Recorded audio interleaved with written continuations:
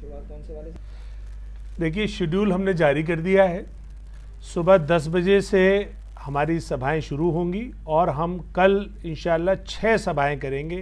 पहली सभा श्री राम कॉलोनी करावल नगर विधानसभा में होगी, उसके बाद मुस्तफ़ाबाद जाएंगे, फिर उसके बाद सीलमपुर में आएंगे, सीलमपुर से फिर हम जगतपुरी वार्ड में आएंगे, जगतपुरी से फिर हम बटला हाउस चौक और उसके बाद हम शाहीन बाग 40 फुटा पर आएंगे। ये तो आप जानते हैं कि इस वक्त लोकतंत्र का जो सबसे बड़ा सिपाही है वो पूरे हिंदुस्तान की जो एक विपक्ष की भूमिका में है, वो तो भारतीय जनता पार्टी अपने एमसीडी में हार के डर से उसने गुजरात और एमसीडी चुनाव को एक साथ करा दिया। इसलिए यकीनन हमें भी इसका फ़र्क पड़ा और हमारे राष्ट्रीय अध्यक्ष बैरिस्टर असदुद्दीन ओवैसी साहब गुजरात में बिजी हैं, तो हमने उनसे रिक्वेस्ट की है तो उन्होंने एक दिन हमारे लिए दिया है। तो इसलिए टाइम कम होने की वजह से बहुत शॉर्ट मीटिंग्स होंगी। इन मीटिंग्स में जो भारतीय जनता पार्टी का 15 साल से जो भ्रष्टाचार और एमसीडी के थ्रू दिल्ली को जो कूड़ा घर में तब्दील किया गया, कूड़े पहाड़ में तब्दील किया गया और ख़ास तौर से मुस्लिम और दलित बहुल बस्तियों को नज़रअंदाज करके उन्हें कूड़े के ढेर और नाले की बस्तियों में तब्दील कर दिया गया, उसके खिलाफ बोलेंगे। दूसरे नंबर पर दिल्ली में एक और जादूगर है जिसने मुसलमानों और दलितों को बेवकूफ़ बनाकर इनका वोट हासिल किया है। अब वो शख्स फिर बेवकूफ़ बनाकर एमसीडी में भी वोट हासिल करना चाहता है, तो हम उसकी पोल खोलेंगे। हम ये बताएंगे कि आखिर ये जो दो समाज जो हर तरह से शोषित और वंचित हैं, जिनको कांग्रेस ने भी जिसका शोषण किया, भारतीय जनता पार्टी ने भी शोषण किया और आम आदमी पार्टी तो अब भरपूर शोषण कर रही है, तो हम इन समाज की उम्मीदों के बारे में बोलेंगे। इन समाज की क्या क्या परेशानियां हैं और उनकी समस्याओं का हल क्या है उस पर बात करेंगे। तो मैं समझता हूं कल का दिन दिल्ली की गरीब, मजलूम, दलित और मुसलमानों के लिए एक उम्मीद की किरण भरा हुआ दिन रहने वाला है। देखिए, कल हमारी सभा थी जगतपुरी वार्ड में। उस सभा का अगर आप नज़ारा देखें, आखिर के 5 मिनट का नज़ारा देख लें, वो जो नौजवान हज़ारों की तादाद में था और जोश और हौसले से भरपूर था और किस तरह से नारे और हमारी बात की तायद कर रहा था, वो ओवैसी की आंधी का सबूत दे रहा था, उस पर दस्तखत कर रहा था और ये बता रहा था कि दिल्ली अब बदलाव के लिए तैयार है।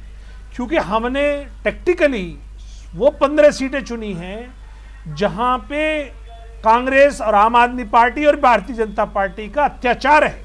वो मुस्लिम बहुल इलाके जहां पे इन्होंने कोई काम नहीं किया, तो वहां के अवाम में गुस्सा है।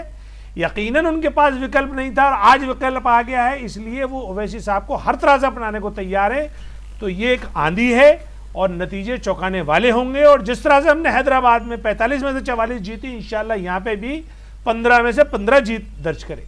आप एक इल्जाम, जो लोग मुझे घेरते हैं वो बताएं कि वो कहाँ थे दिल्ली दंगों में, आप लोग कहाँ थे? उन्होंने बिल्कुल क्रॉस करके आपके ऊपर हमला बोला। मरकज कोई मामूली जगह नहीं है। दुनिया के 150 मुल्कों में उस मरकज की वो अहमियत है जो किसी कैपिटल सिटी की अहमियत होती है। 100 साल से वो मरकज काम कर रहा है। वो मनहूस दिन लाया कौन? उस मनहूस दिन जिसमें मरकज पर ताला लगाया गया, उसका सिर्फ जिम्मेदार और सिर्फ जिम्मेदार अरविंद केजरीवाल है। सिर्फ मरकज पर ताला नहीं लगा था। जो अरविंद केजरीवाल ने मरकज के बारे में रोजाना प्रेस कॉन्फ्रेंस कर करके जमातियों को और मरकज के जो हेड हैं हजरत मौलाना साद को विलेन बना के पेश किया, उसके नतीजे में हजारों जमातियों पर FIR हुई मुल्क भर में और उनको गिरफ्तार किया गया। यानी बैरूनी जो मुल्क के लोग जमाती थे उन तक को बंद कर दिया गया और वो हजारों जमाती जेल में बंद रहे दिल्ली में। बाद में कोर्ट ने फटकार लगा के उनको बाइज्जत बरी किया। उसमें कई जमातियों का इंतकाल हो गया।